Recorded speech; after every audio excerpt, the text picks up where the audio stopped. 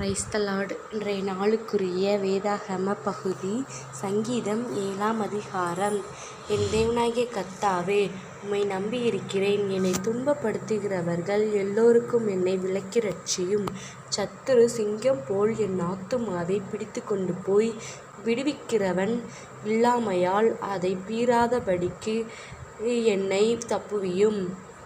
என் தேவனாகிய கர்த்தாவே, நான் இதை செய்ததும் என் கைகளில் நியாயக்கேடு இருக்கிறதும் என்னோடே சமாதானமாய் இருந்தவனுக்கு நான் தீமை செய்ததும் காரணமில்லாமல் எனக்கு சத்துருவானவனை நான் கொள்ளையிட்டதும் உண்டானால், பகைஞன் என் ஆத்துமாவை தொடர்ந்து பிடித்து என் பிராணனை தரையிலே தள்ளி மிதித்து என் மகிமையை தூளிலே தாழ்த்தக்கடவன்.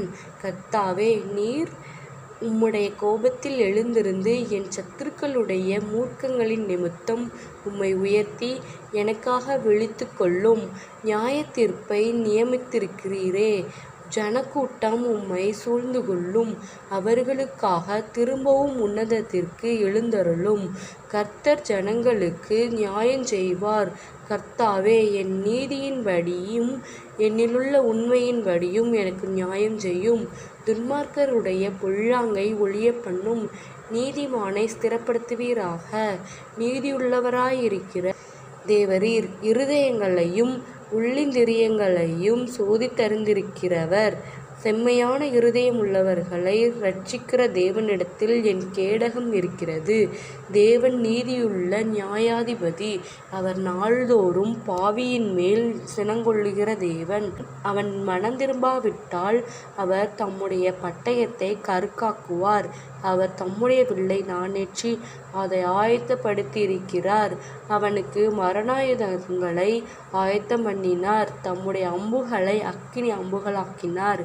இதோ, அவர் அக்கிரமத்தை பெற கர்ப்ப வேதனைப்படுகிறான்.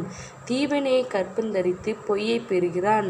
குழியை வெட்டி அதை ஆழமாக்கினான். தான் வெட்டின குழியிலே தானே விழுந்தான். அவன் தீவினை அவன் சிரசின் மேல் திரும்பும். அவன் கொடுமை அவன் உச்சந்தலையின் மேல் இறங்கும். நான் கர்த்தரை அவருடைய நீதியின்படி துதித்து உன்னதமான கர்த்தருடைய நாமத்தை நான் கீர்த்தனம் பண்ணுவேன். ஆமேன். God bless you all. Thanks for watching.